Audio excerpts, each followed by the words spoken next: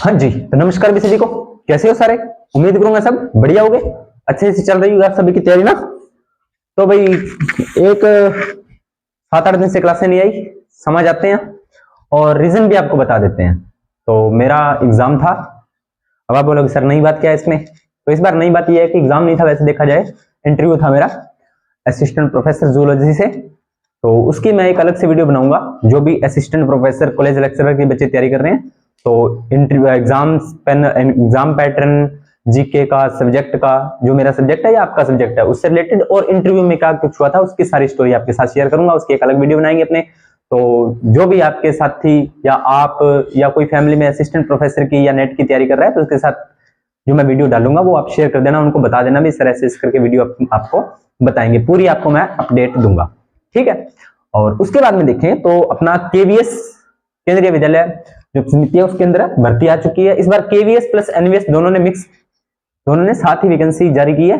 तो अगर आपने 10th की हुई है तो भी आप अप्लाई कर सकते हैं, 12th की है तो भी आप अप्लाई कर सकते हैं, ग्रेजुएशन की है तो भी आप अप्लाई कर सकते हैं, ग्रेजुएशन प्लस बीएड है तो भी आप अप्लाई कर सकते हैं, प्लस एमए है तो भी आप अप्लाई कर सकते हैं। और सबसे बड़ी बात, इसमें दिव्यांग जनों की भी सीटें हैं, उनके लिए भी बहुत ही सुनहरा अवसर है।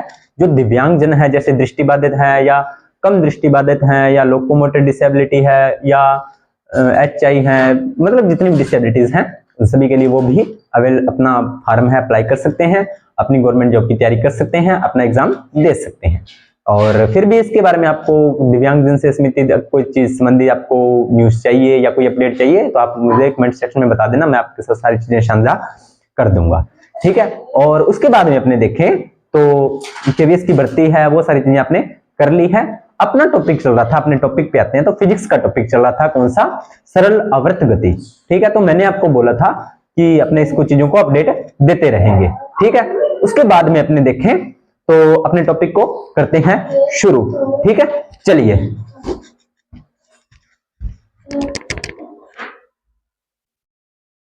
हाँ जी, स्क्रीनशॉट ले लीजिए ताकि आपको बाद में दिक्कत ना आए। चलिए करते हैं शुरू।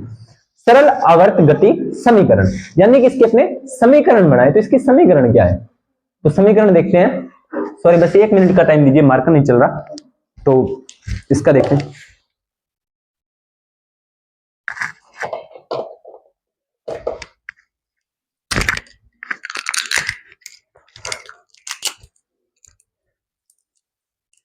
चलिए देखते हैं सरल आवर्त गति समीकरण। न्यू मार्कर है तो थोड़ा सा चलने में टाइम लगेगा, बाकी कोई दिक्कत नहीं है। सरल आवर्त गति, इसके बारे में आप पढ़ चुके हैं।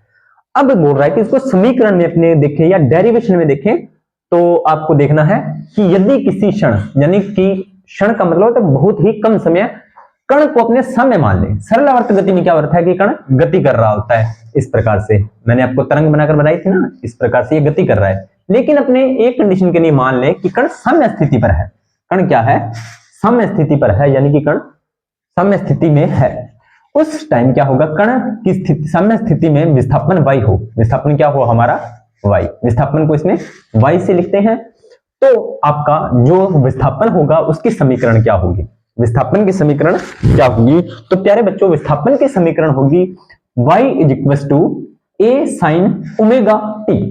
अब देखो, एक तो यहां पर y मैं बड़ा बड़ा लिखता हूं, y = a sin omega t। तो यहां पर a आपका है प्यारे बच्चों, क्या है आपका? आयाम। अब आप बोलोगे कि सर ये आयाम तो नई चीज है। तो आयाम बच्चों होता है आपका ये वाला चीज, कि कोई भी चीज मैक्सिमम कहां तक जा रही है, ये वाला पॉइंट है। अब आवर्त गति है, सरल आवर्त गति है, तो इस प्रकार की गति होगी। तो श्रृंग के सबसे ऊपरी पॉइंट वाला जो होता है, यानी कि कण यहां से गति करेगा, यहां जाएगा, फिर नीचे आएगा, फिर नीचे जाएगा, फिर, तो ये ऊपर वाला भाग होता है, इसे बोलते हैं श्रृंग और इसको बोलते हैं गर्त। तो जो श्रृंग है, श्रृंग की ऊंचाई होती है आपकी, ये आपका होता है मैक्सिमम आयाम, की कण कितनी ऊंचाई तक गया है। ए बराबर आपका आयाम, और ओमेगा होता है जी कोणीय वेग। क्या होता है? ओमेगा = कोणीय वेग। क्या है? कोणीय वेग। टी आपका समय हो ही गया। तो समीकरण क्या है? y = a sin omega t आपकी समीकरण होता है। a आपका आयाम हो गया, ओमेगा आपका कोणीय वेग हो गया। जिस अब कोणीय गति हो रही है, कोणीय गति हो रही है ना, चाहे ये मान लो ये मान लो तो भी कोणीय गति है, और ये मान लो तो भी आपकी कोणीय गति है। तो कोणीय गति में क्या होता है, आपका कोणीय वेग ही होता है, जिसे अपने ओमेगा से हायर करते हैं या ओमेगा से लिखते हैं। ठीक है, और फिर भी अगर चीजों में डाउट हो तो आप कमेंट सेक्शन में डाल देना, मुझे नहीं लगता आपको यहां तक कोई परेशानी होगी। चलिए आगे देखते हैं अब। तो अगर यहां से वेग निकालें तो वेग आपका क्या होता है, वेग होता है प्यारे बच्चों, मैं देखूं अगर, तो v इज इक्वल टू आपका क्या होता है, du अपॉन में dt। क्या होता है, du अपॉन में dt, यानी कि क्षणिक विस्थापन की बात कर रहे हैं ना, बहुत ही कम समय के लिए। अब आप बोलोगे कि सर वैसे तो हमने पढ़ा था एस टी होता है एस बटा में टी, क्या वेग, वेग क्या होता है, वेग का सूत्र देखो प्यारे बच्चों, वेग का सूत्र होता है विस्थापन बटा में समय। क्या होता है, विस्थापन बटा में समय होता है। लेकिन यहां पर क्षणिक यानी कि बहुत ही कम समय की बात करते हैं, तो उस टाइम आप डी यू यूज करते हो अपॉन में dt, क्षणिक समय के लिए डी अपॉन में dt। तो ये आपका हो गया वेग डी यू अपॉन में dt। तो इससे अपने ओमेगा निकालें तो ओमेगा आपका हो गया A square minus Y square, root A square upon में वाई स्क्वायर, ये आपको याद कर लेना है। उसके बाद में त्वरण देखें तो त्वरण होता है अपना ए इज इक्वल टू, त्वरण को ए से लिखते हैं, और v बटा में t होता है, v बटा में t होता है। लेकिन वही क्षणिक समय के लिए तो d अपॉन में dv अपॉन में dt लगा दो, d अपॉन में dt लगा दो, dv अपॉन में dt लगा दो। ठीक है, dv अपॉन में dt लगा दो। ठीक है, अब इसको फिर सॉल्व करेंगे तो आपका त्वरण आ जाएगा omega square minus Y square, omega square minus Y square, वहां से आप इसको सॉल्व कर सकते हो। ठीक है, अब आप बोलोगे सर माइनस चिन्ह क्यों लगाया है, तो माइनस चिन्ह अगर त्वरण विस्थापन के विपरीत में होता है, वेग में परिवर्तन होता है, तो त्वरण जो आपका विस्थापन की क्या होता है, विपरीत होता है। देखो ये इस तरह से विस्थापन हो रहा है, इतना विस्थापन हो रहा है, तो त्वरण जो इसके विपरीत होता है, त्वरण क्या होता है, विस्थापन के विपरीत होता है। ठीक है, अगर कोई बच्चे नए बच्चे जुड़े हैं जो पहली बार इस क्लास को देख रहे हैं या जिनको फिजिक्स में इंटरेस्ट नहीं है, तो उनको ज्यादा लोड लेने की जरूरत नहीं है। एग्जाम में ज्यादा हाई लेवल का यहां से नहीं पूछा जाता, बस आपको थ्योरेटिकल चीजें समझ में आनी चाहिए जो कि आपके माइंड में बैठ चुकी होंगी। ठीक है, ये गति भी आपकी सरलावर्त गति में आती है, दोलन गति वाली भी आपकी सरलावर्त गति में आती है, और स्प्रिंग की गति भी क्या होती है, अपनी उसी में आती है। क्योंकि क्या होता है, एक निश्चित स्थिति पर, एक निश्चित माध्यम में, निश्चित समय अंतराल में अगर कोई कण बार बार उसी पथ पर गति कर रहा है, तो वो आपकी क्या है, वो आपकी सरलावर्त गति होती है। बस यही चीज इसमें दी हुई है। चलिए, अब इसने एक एग्जांपल लिया है कि अपने क्या करें, एक स्प्रिंग, एक आधार ले लें, ठोस आधार ले लेते हैं। ठीक है, ये अपने ठोस आधार ले लिया, उस पर क्या करते हैं, एक स्प्रिंग बांध देते हैं, एक स्प्रिंग बांध दिया नीचे की तरफ, जैसे कि चित्र में दिखाया गया है, और नीचे कोई भी भार बांध देते हैं, जिसमें मैंने यहाँ पर m लिखा हुआ है, स्मॉल m यानी कि मास यानी कि द्रव्यमान। ठीक है, आपने इसको बांध दिया, ये है इसकी सामान्य स्थिति, यानी कि अभी इसके अंदर कोई गति नहीं है, अभी इसके अंदर कोई गति नहीं है, अभी इसके अंदर कोई गति नहीं है, बिल्कुल स्थिर अवस्था में है। ये इसकी नॉर्मल लंबाई है, कोई प्रॉब्लम इसमें नहीं है। इस तरह की स्थिति बनी हुई है। अब आपको क्या करना है, पहले इसको इस तरह का आपको सेटअप कर लेना है, सिर्फ समझाने के लिए बता रहा हूं। उसके बाद में आपको क्या करना है, इसको भार को आप थोड़ा सा खींचना, तो ये नीचे की तरफ आ जाएगा, स्प्रिंग की लंबाई में वृद्धि होगी। अब आप इसको खींचोगे, और खींचकर आपने एक बल लगाया है, इसको खींचोगे आप, और आप इसको वापस यहां से छोड़ दोगे, तो ये फिर किस तरह से गति करेगा, पहले स्प्रिंग यहां नीचे जाएगा, बाद में वापस ऊपर, फिर नीचे, फिर ऊपर, फिर नीचे, फिर ऊपर, फिर नीचे, फिर ऊपर, फिर नीचे, इस तरह से करते करते वापस ये पुनः अपनी साम्य स्थिति में आ जाएगा। लेकिन ये लगातार इस तरह से गति करता रहेगा, समझ में आई? पहले ये ज्यादा नीचे जाएगा, फिर ऊपर जाएगा, फिर इससे कम ऊपर जाएगा, नीचे जाएगा, फिर इससे कम, इस तरह से एक पैटर्न बनेगा आपके पास। और एक कंडीशन ऐसी आएगी कि वापस ये पुनः अपनी साम्य स्थिति में आ जाएगा, अपनी पुनः स्थिति में आ जाएगा। इस स्थिति में यानी कि यहां पर अब आप बोलोगे ये L मैंने लिया है, ये है स्प्रिंग की लंबाई, ये A आपका क्या है, यहां पर तो A क्या था, आयाम था, लेकिन यहां पर A आपका आधार है, यहां पर A आपका क्या है, आधार, ये है आपका स्प्रिंग। सर ये K का मतलब क्या है, इस K का ही तो सारा रोड़ा है। ठीक है, इस K का मतलब है प्यारे बच्चों स्प्रिंग का बल नियतांक, स्प्रिंग का बल नियतांक, कि स्प्रिंग कितना बल लगा रहा है अपने अंदर, या कितने बल को एब्जॉर्व कर रहा है, या उसके बोले तो उसकी क्षमता आप बोल सकते हो कि वो कितना स्ट्रॉन्ग है या कितना मुलायम है, ये होता है आपका K। इस स्थिति में आवर्तकाल, इस स्थिति में क्या आपका आवर्तकाल कितना होगा, आवर्तकाल का मतलब कि एक दोलन में लगा समय, एक दोलन में लगा समय आपका, या एक आवर्तकाल, एक आवर्ती में लगा समय, या एक चक्र में लगा समय आपका क्या होता है, आवर्तकाल होता है। तो मतलब क्या, यहां पर आपने इसको छोड़ा तो ये वापस ऊपर गया, वापस आया, इस तरह से अपने जो सर्किल बनेगा या एक कंडीशन बनेगी, वापस जब अपने पुनः इसी स्थिति में कभी ना कभी गुजरेगा। कैसे? अब आप बोलोगे सर कुछ समझ में नहीं आया, थोड़ा सा पेशेंस रखो। आपने क्या करना है, इसको नॉर्मल कंडीशन में है, आपको इसने नीचे खींचा और वापस छोड़ दिया, तो ये इस तरह से ऊपर नीचे ऊपर नीचे ऊपर नीचे गति करेगा, बिल्कुल करेगा। क्या ये लगातार गति करता रहेगा? नहीं, एक कंडीशन आएगी तो ये धीरे धीरे रुक जाएगा, धीरे धीरे ये क्या होगा, वापस अपनी पुनः उसी अवस्था में आ जाएगा। लेकिन ये गति तो करता रहेगा ना, इस तरह से धीरे धीरे अपनी पुनः उसी अवस्था में आ जाएगा। तो एक चक्कर अब जब गति कर रहा है तो पहले नीचे जा रहा है, फिर ऊपर जा रहा है, नीचे जा रहा है, उस तरह गति कर रहा है, लेकिन कभी ना कभी इसकी ये अपनी साम्य स्थिति पर होता है ना, उस स्थिति में आवर्तकाल क्या है, t is equal to 2 pi, t is equal यानी कि आवर्तकाल t is equal to 2 pi root m upon में k, यानी कि m इस पिंड का द्रव्यमान हो गया और k स्प्रिंग का बल नियतांक हो गया। ये आपके पास दो चीजें हैं तो आप इसका आवर्तकाल निकाल सकते हो। बहुत इजी, सूत्र याद कर लेना, आपका काम हो जाएगा। चलिए, इस सूत्र से स्पष्ट होता है, यानी कि अब इस सूत्र से स्पष्ट क्या हो रहा है, इस सूत्र से हमें जानकारी क्या मिल रही है, इस स्प्रिंग से, इस सूत्र से हमें स्पष्ट होता है कि किसी दिए गए पिंड, यानी कि हमारे पास ये जो दिया गया हमारा पिंड है, ये इस दिए गए पिंड के लिए एक कठोर स्प्रिंग, यानी कि कठोर, अब कठोर स्प्रिंग है तो आपका K क्या होगा, अधिक होगा, यानी कि आपका स्प्रिंग का जो बल नियतांक अगर ज्यादा है, किसी भी स्प्रिंग नियतांक, जो आपका स्प्रिंग का कोई बल नियतांक है अगर वो ज्यादा है, स्प्रिंग का बल नियतांक अगर ज्यादा है तो आपका स्प्रिंग क्या होगा, कठोर होगा या दृढ़ होगा या स्ट्रांग होगा। और अगर आपका K कम है तो स्प्रिंग क्या होगा, मुलायम होगा। ठीक है, तो कठोर स्प्रिंग का आवर्तकाल मुलायम स्प्रिंग की अपेक्षा कम होगा।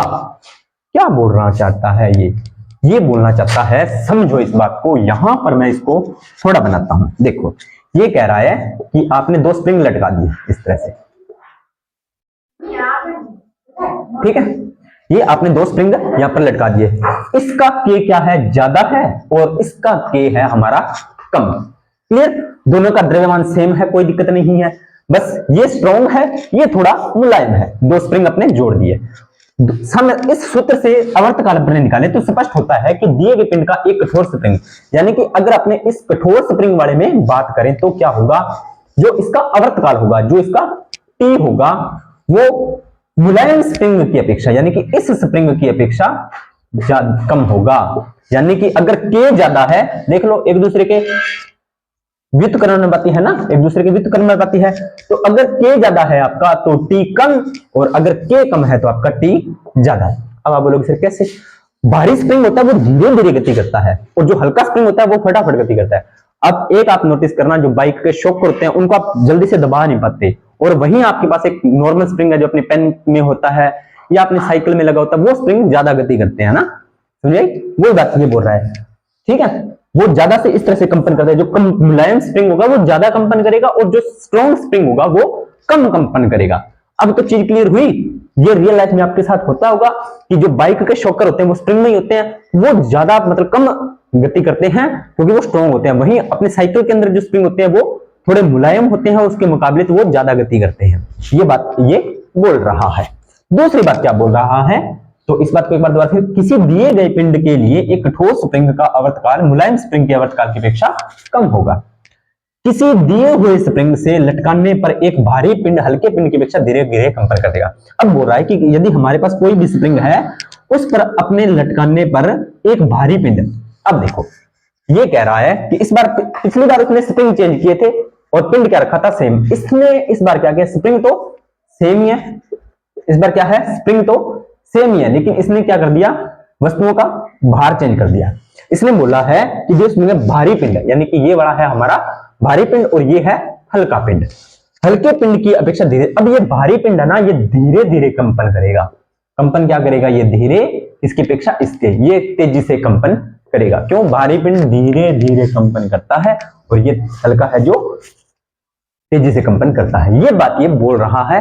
ये दो बातें आपको ध्यान में रखनी है। ये सूत्र याद रहे ना रहे कोई बात नहीं, ये सूत्र आपको याद रखना है, T = 2 पाई अपॉन में m बटा में k। चलिए अब आगे बात करते हैं प्रत्यानयन बल। इसका स्क्रीनशॉट ले लीजिए, साथ के साथ आप कॉपी पेन रखो, नोट्स बनाओ, आपको दिक्कत ना फेस करनी पड़े। ठीक है, चलिए प्यारे बच्चों आगे देखते हैं। आगे अपने पास क्या कंडीशंस आती हैं उसके बारे में थोड़ा सा अपने अध्ययन कर लेते हैं। चलिए प्रत्यानयन बल, ज्यादा कुछ नहीं है इसमें, प्रत्यानयन बल में कुछ भी नहीं है, बहुत ही हल्की फुल्की बात है। अगर मैं कहूं प्रत्यानयन की अगर मैं बात करूं तो आपके सामने कुछ भी ज्यादा बातें गहराई वाली बातें नहीं है। जब कण क्या कि प्रत्यानयन बल क्या होता है कि जब कण अपनी साम्य स्थिति में रहता है, कण क्या है अपनी साम्य स्थिति में बैठा है, तो उस पर लगने वाला बल क्या होता है, शून्य होता है। उस पर कोई बल कार्य करेगा, बिल्कुल नहीं करेगा उस पर कोई भी बल।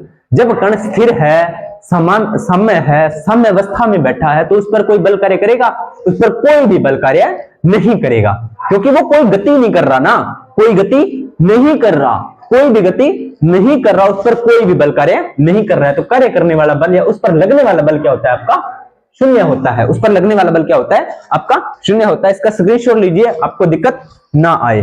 ठीक है, आगे देखते हैं। आगे अपने इसके बारे में बात करें तो क्या होता है, किंतु अब साम्य स्थिति में है तो बल होगा आपका शून्य, लेकिन किंतु जब कण को साम्य स्थिति से विस्थापित कर दिया जाए, कण को क्या कर दो आप, साम्य स्थिति से हटा दो, यानी कि उसको गति कर दो। उसको विस्थापित करने का मतलब उसके या तो आगे कर दो या पीछे कर दो, कोई भी कंडीशन कर दो, उसको गति प्रदान कर दो, तो उस पर एक ऐसा बल कार्य करता है, उस पर एक ऐसा बल कार्य करता है जो सदैव साम्य स्थिति की ओर दिष्ट होता है।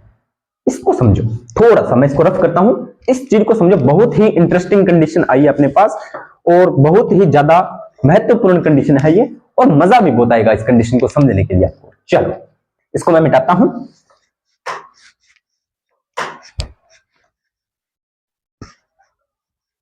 कुछ भी नहीं है इसमें, ज्यादा लंबी चौड़ी बात नहीं है इसमें, और देखें तो थोड़ा सा इसके बारे में अपने पढ़ लेते हैं। क्या बोल रहा है, ये बोल रहा है कि मान लीजिए आपके पास एक इस तरह से, ये मैं बड़ा बड़ा बना रहा हूं, एक आपके पास क्या है, इस तरह से एक स्प्रिंग है और इस पर एक भार लटकाया हुआ है। ठीक है, ये साम्य स्थिति है तो इस पर कोई बल कार्यरत कर रहा है। साम्य स्थिति में F बराबर क्या होगा आपका, 0 होगा, कोई भी बल कार्य नहीं करेगा। लेकिन अब इसको क्या करो, आप थोड़ा सा नीचे खींचोगे तो साम्य स्थिति से आपने क्या किया, विस्थापित कर दिया। जैसे ही आपने विस्थापित किया तो ये गति में आ गया, अब ये गति कर रहा है तो उस पर एक बल लगेगा, यानी कि ये स्प्रिंग आपने, अब देखो इसको मैं थोड़ा सा छोटा करके डायग्राम बनाता हूं। ये पहले ऐसे था, अब ये इसके बीच की दूरी क्या होगी, बढ़ गई। ठीक है, फिर ये वापस साम्य स्थिति में आने के बाद में इसकी जो होगा वो कम हो जाएगी। ये साम्य स्थिति है, बल लगाया तो अपने पास ये कंडीशन आ गई, गति करके नीचे गया वापस ऊपर आया तो ये कंडीशन आ गई। ठीक है, अब इसको समझो एक बार फिर। अब ये कण क्या कर रहा है, गति कर रहा है। ये पिंड क्या है, ये स्प्रिंग क्या है हमारा, गति कर रहा है। अब ये गति कर रहा है तो स्प्रिंग पहले नीचे जाएगा, मान लीजिए यहां तक नीचे पहुंचा, उसके बाद में वापस यहां तक ऊपर पहुंच गया, उसके बाद में ये यहां पर नीचे आया, उसके बाद में यहां पर ऊपर पहुंचा, उसके बाद में यहां नीचे आया, उसके बाद में यहां तक ऊपर गया, उसके बाद में यहां पर नीचे आया, उसके बाद में यहां पर ऊपर पहुंचा, उसके बाद में यहां पर, उसके बाद में यहां पर, इस तरह से। ठीक है, उसके बाद में यहां पर, उसके बाद में यहां पर, और एक कंडीशन ऐसी आएगी कि ये यहां पर आकर अपनी पुण्य साम्य स्थिति में आ जाएगा। तो आप देख रहे हो कि इसकी गति में कमी आ रही है, इसकी गति में क्या आ रही है, कमी आ रही है, यानी कि ये वापस साम्य अवस्था की ओर जा रहा है। आपने विस्थापित किया लेकिन वापस साम्य अवस्था की ओर जा रहा है, तो इस पर एक बल लगता है जो क्या करता है, इसे साम्य अवस्था की ओर लेकर जाता है, साम्य अवस्था की ओर अग्रसर करता है, कि इसकी गति को वो रोकने का प्रयास करता है। क्या कहता है, उस पर एक ऐसा बल कार्य करता है जो सदैव साम्य स्थिति की ओर दिष्ट होता है। यानी कि ये जो बल है, आपने पहले बल साम्य स्थिति में बल शून्य था, जैसे ही आपने विस्थापित किया तो आपने एक बल लगाया, अब वो गति कर रहा है इस तरह से, लेकिन धीरे धीरे उस पर एक अंदर बल लग रहा है जो क्या कर रहा है, उसकी गति का विरोध कर रहा है, उसको वापस साम्य की स्थिति की ओर ले जा रहा है। वो जो लगने वाला बल होता है ना, वही आपका रहता है प्रत्यानयन बल। प्रत्यानयन बल, प्रत्यानयन बल जो साम्य स्थिति की ओर अग्रसर करता है। इस बल का प्रयास सदैव यही होता है कि कण को साम्य स्थिति में लाया जाए। बस बता दिया। इस बल के कारण कण में त्वरण उत्पन्न होता है। वेग में परिवर्तन कैसे? अब इस ये लाइन तो आपको समझ में आ गई कि कण को साम्य स्थिति की ओर अग्रसर करता है। इस बल के कारण कण में त्वरण उत्पन्न होता है, इसका क्या मतलब है? देखो, अब इसने यहां पर गया तो ये तेज वेग से गया, यहां पर पहुंचा तो वेग में थोड़ी सी कमी आई। जैसे ही कमी आई, वेग में परिवर्तन की दर क्या कहलाती है बच्चों? त्वरण कहलाता है। वेग में परिवर्तन त्वरण। तो यहां पर वेग में कमी आई, वेग में कमी मतलब त्वरण उत्पन्न हुआ। फिर यहां पर वेग में कमी आई, त्वरण उत्पन्न हुआ। फिर यहां पर वेग में कमी आई, त्वरण उत्पन्न हुआ। फिर यहां पर वेग में कमी आई, त्वरण उत्पन्न हुआ। फिर वेग में कमी, त्वरण उत्पन्न, त्वरण उत्पन्न, त्वरण उत्पन्न, त्वरण उत्पन्न, त्वरण उत्पन्न, त्वरण उत्पन्न। और पिंड दोलन करता है, और वह पिंड दोलन करता है, वह पिंड कंपन करता है। इस तरह से अपनी यहाँ पर सरल आवर्त गति का दूसरी क्लास अपने करते हैं कंप्लीट। इसके बाद में एक क्लास और होगी, वो होगा सरल लोलक। क्या होगा? सरल लोलक। वो कैसे गति करता है उसके बारे में अपने और अच्छे से अगली क्लास में टॉपिक को करेंगे कंप्लीट। तो इस क्लास को ज्यादा से ज्यादा लाइक करें, शेयर करें, कमेंट करें और चैनल को सब्सक्राइब करें। और जो भी आप लोगों से शेयर करना चाहते हो, क्योंकि वैकेंसीज आ रही हैं भाई, लैब अटेंडेंट, केवीएस, एनवीएस की लैब अटेंडेंट की अच्छी भर्ती है, उसमें साइंस आएगी। तो प्यारे बच्चों, अब देखो लैब अटेंडेंट एनवीएस का मैंने एग्जाम दिया था और उस एग्जाम का आपके साथ रिव्यू मैं साझा कर देता हूं थोड़ा सा। तो उसके रिव्यू में क्या हुआ था कि उसमें लगभग मान के चलिए ज्यादा नहीं 70 से 80 क्वेश्चन साइंस के डाले गए थे। 100 एनवीएस का जब एग्जाम हुआ था तो उसमें 120 क्वेश्चन थे। 120 में से लगभग 70 क्वेश्चन आपके साइंस के थे, वो भी जनरल साइंस जो मैं यहाँ पे करवा रहा हूँ उसी में से क्वेश्चन आए थे। कोई हाई फाई क्वेश्चन नहीं थे प्री एग्जाम में। तो आप कर सकते हो, कोई आपके लिए बड़ी बात नहीं है। क्लासेस को देखिए, वीडियो को ज्यादा से ज्यादा शेयर कीजिए। केवीएस की अच्छी भर्ती है तो आप उसमें अपडेट अपने रखिए। हिंदी आपको करवाई जा रही है, थोड़े दिन में देखते हैं आपकी साइकोलॉजी शुरू करेंगे। और वीडियो को ज्यादा से ज्यादा आप शेयर कीजिए। और दूसरी चीज एक बार मैं फिर आपको बताना चाहूंगा, 7 दिसंबर से एग्जाम स्टार्ट है असिस्टेंट प्रोफेसर कॉलेज लेक्चरर के। उसकी मैं आपको अलग से वीडियो बनाऊंगा, लगभग एक आधे या पौने घंटे की वीडियो होगी, जिसमें आपको मैं शुरू से लेकर एंड तक सारा डिस्कस करूंगा। क्योंकि मैं खुद इंटरव्यू देके आया हूं, रिजल्ट अभी तक नहीं आया है। तो जो बच्चे भी इंटरव्यू या इसकी तैयारी कर रहे हैं तो उस वीडियो को देखें ताकि उनको पता लगे कि चीजें होती क्या है, चीजें होती क्या है। तो मैं इस एक्सपीरियंस को सभी के साथ शेयर करना चाहूंगा। आप यूट्यूब पे जाओगे तो आप बहुत कम एक्सपीरियंस आपको मिलते हैं शेयर करने, क्योंकि बहुत कम लोग यहां तक पहुंच पाते हैं। तो मैं खुद की बड़ाई खुद ही कर लेता हूं, क्योंकि बुराई करने के लिए लोग तो हैं ही। चलो मिलते हैं नेक्स्ट वीडियो के अंदर, तब तक धन्यवाद।